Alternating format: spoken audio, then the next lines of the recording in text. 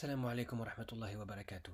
Alors, j'ai échangé quelques mails avec un monsieur Roland Conné à propos de ma vidéo sur le frère Paul Adrien et Zakir Naik. Et donc, voilà, celui-ci, bon, on connaît, hein, on sait à peu près d'où il est originaire. Je pense qu'il est originaire d'Afrique noire. Et donc, voilà, il me faisait la promotion du christianisme hein, contre le Coran, qui, d'après lui, serait donc une religion sataniste. Voilà. Tout un tas de bêtises dont on connaît déjà les origines, les tenants et les aboutissants. C'est toujours la même bêtise. Le soleil se couche dans la boue. Allah lapide les djinns avec des missiles. Le corbeau qui enseigne à l'homme. Enfin bref, l'homme est créé d'une goutte de sperme éjaculée, ce qui est quand même assez vrai aujourd'hui, on le sait. Enfin voilà, tout un tas de phrases jetées comme ça, pêle-mêle. Et donc il finit, le Coran n'a jamais été la parole du vrai Dieu, bon voilà, dans un orthographe particulièrement accablant, mais d'un ange démon. Voilà, des affirmations comme ça, c'est pourquoi le Coran ne peut pas être enseigné, mais récité seulement. Ah bon, on ne peut pas enseigner le Coran, mais qu'est-ce que vous racontez? Jésus est le maître de la parole. D'accord.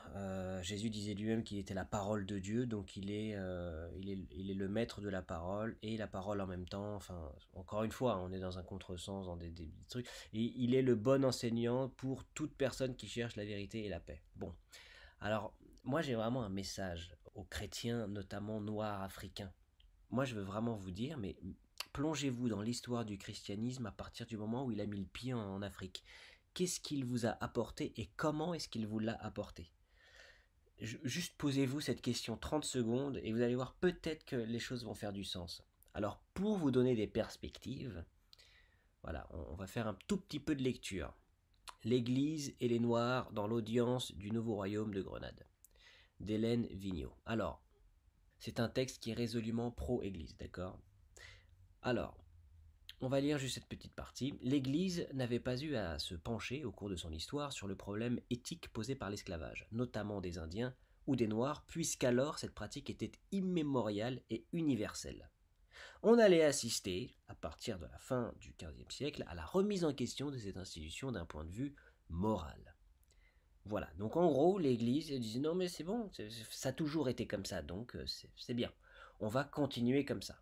Bon, vous pouvez en faire la lecture si vous le souhaitez. Moi, je vais juste vous amener à cette partie-là parce qu'elle est suffisamment courte et intéressante et puis surtout elle est très éloquente. 2.1 Les fantasmes sous-jacents pour justifier l'esclavage des Noirs.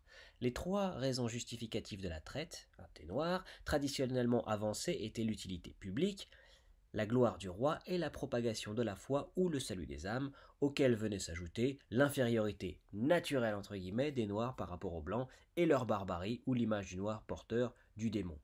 Voilà. Donc en gros, l'Église, hein, quand ils sont venus avec la Bible dans vos pays à vous, ils se sont dit quoi? Bon, bah déjà, ce sont des Noirs, donc ils sont inférieurs aux Blancs. Hein, et comme ils sont Noirs, ils portent le démon.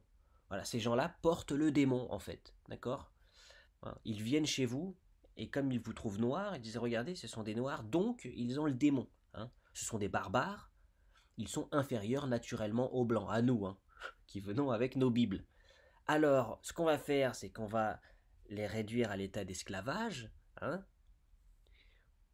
par utilité publique, parce que bah, ça vaut quand même le coup, c'est vraiment pas cher. Hein, puis le roi n'en sera que plus glorieux, et puis en même temps on va répandre notre foi qui nous a amenés ici pour sauver leurs âmes de barbares, noirs, inférieurs aux blancs, porteurs du démon. Voilà, hein, si on devait schématiser, c'est ça. Est-ce que vous êtes capable de vous en rendre compte ou pas? L'Église est venue, elle vous a réduit en esclavage. Pourquoi? Parce que vous étiez noir. Mais ça, c'est une, ça, vous savez, quand vous entendez dans les news, voilà, un homme ou une femme juive a été tué dans la rue parce que juif, machin, tout ça, on n'en est jamais sûr, hein, parce que peut-être que la personne s'est comportée comme un débile. En tout cas, vous, on en est sûr. C'est parce que vous étiez noir qu'ils se sont dit non, mais ce sont des noirs, donc ça va être des esclaves. Hein, comme les Indiens, ce sont des indigènes, donc on va les rendre esclaves. Ben, ils sont pas blancs, donc voilà. Hein. Alors maintenant, on va aller checker le dernier sermon de notre prophète à nous, le voici, et puis on va lire et on va voir la différence. Et vous allez voir qu'il y a quelques lignes qui font toute la différence. Alors on va lire, hein, donc je vous passe ces paragraphes qui là ne concernent pas la vidéo, d'accord? Et on va aller directement ici. Toute l'humanité descend d'Adam et de Ève. Un arabe n'est pas supérieur à un non-arabe et un non-arabe n'est pas supérieur à un arabe. Un, un blanc n'est pas supérieur à un noir et un noir n'est pas supérieur à un blanc, seulement par la piété et la bonne action. Sachez que chaque musulman est le frère de chaque musulman et que le musulman constitue une fraternité. Le bien d'autrui n'est pas légitime pour un musulman excepté celui que son frère lui donne de plein gré. Alors ne vous faites pas d'injustice à vous-même. Souvenez-vous qu'un jour vous rencontrerez Dieu et répondrez pour vos actions en ce monde. Alors faites attention, ne vous égarez pas du chemin de la piété après mon départ. Ô peuple, aucun prophète ou messager ne viendra après moi et aucune nouvelle croyance ne naîtra. Raisonnez bien alors, ô peuple, et comprenez les mots que je vous transmets. Je vous laisse derrière moi deux choses, le Coran et ma Sunna, et si vous les suivez, vous ne vous égarerez jamais. Tous ceux qui écoutent devront transmettre ma parole aux autres, et les autres, et d'autres encore, de façon à ce que les derniers comprennent ma parole encore mieux que ceux qui m'écoutent directement. Sois témoin, ô Dieu, que j'ai transmis ton message à ton peuple. C'est tout. Si là, la différence, vous n'êtes pas capable de la faire par vous-même, hein, ben moi, je ne peux rien pour vous, d'accord? Vous savez pas lire là? Un blanc n'est pas supérieur à un noir et un noir n'est pas supérieur à un blanc. Là, on est au 8e siècle. On allait assister à partir de la fin du 15e siècle à la remise en question de cette institution d'un point de vue moral. Ok? Il n'y a pas photo. Il n'y a pas photo. Le prophète, il est arrivé, il a dit stop. Un noir n'est pas inférieur à un blanc. C'est tout. Hein? L'Église, elle a continué ça pendant 7 siècles. D'accord? Et elle est arrivée en disant ce sont des noirs, ils sont inférieurs, basta. Voilà. Donc, comprenez comment les choses vous ont été amenées, pourquoi, pour quelle raison, et comprenez que là vous défendez ce qui vous a asservi, ce qui a détruit l'Afrique, vous le servez. Tous les autres chrétiens noirs africains qui hurlent à la gloire de Jésus, le Seigneur, le Rédempteur, vous êtes sur le mauvais chemin.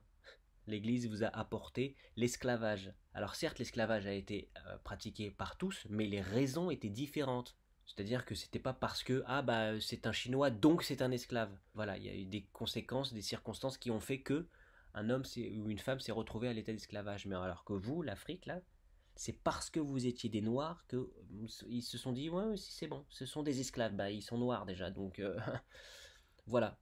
Donc je vous laisse méditer là-dessus, hein, et puis faites vos recherches vous-même en fait. Hein. Ça vous évitera d'avoir à défendre l'indéfendable. Allez, portez-vous bien, que Dieu vous garde. Assalamu alaikum wa rahmatullahi wa barakatuh.